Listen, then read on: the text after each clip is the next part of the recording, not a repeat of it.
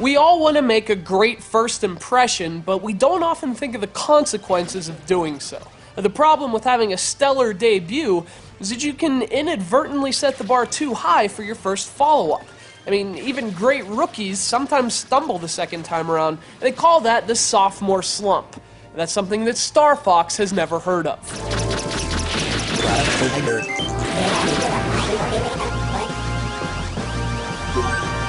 After dazzling Super Nintendo owners in 1993, the bar was set very high for the franchise's first sequel. But when it finally came 4 years later, Star Fox 64 blew people's minds all over again. It was even better than the first game, and it made Nintendo's brand new series one of its most promising of the 1990s.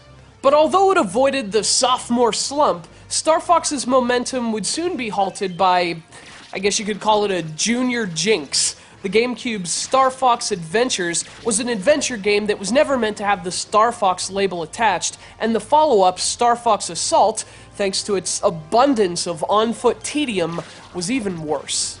Now, I don't mean to bring up sour grapes for Star Fox fans. In fact, I'm a huge fan of the series myself. I only mention the history of Star Fox to illustrate the context in which this game released. Star Fox Command was supposed to be a return to form, a realization from Nintendo that flying is what made Star Fox fun.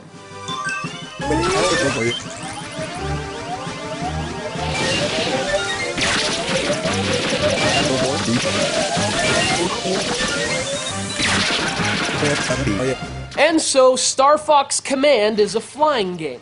R-Wings, dogfights, barrel rolls. It was even developed by some of the people who worked on the original Star Fox. And although that's what makes it a good game, that's also why Command's shortcomings are perhaps even more disappointing.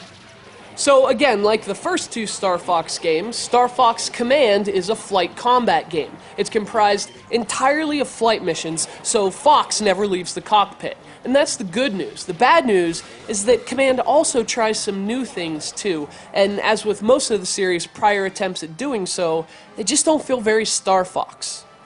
So as much as Command is a flight game, it's actually more of a strategy game.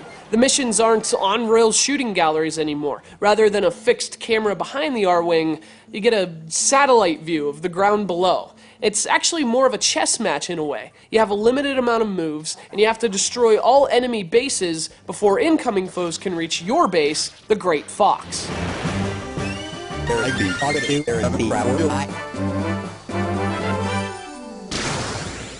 So you draw lines on the map to move your ships, and once your turn starts, the map comes alive. Ships move, and if your flight path crosses that of an enemy, that's when you enter some old-fashioned Star Fox dogfighting. It's kind of a smart idea, and you have to think about your moves before committing to them. It's a different kind of approach than you would take to prior Star Fox games, which are more reliant on action and reflexes than strategy.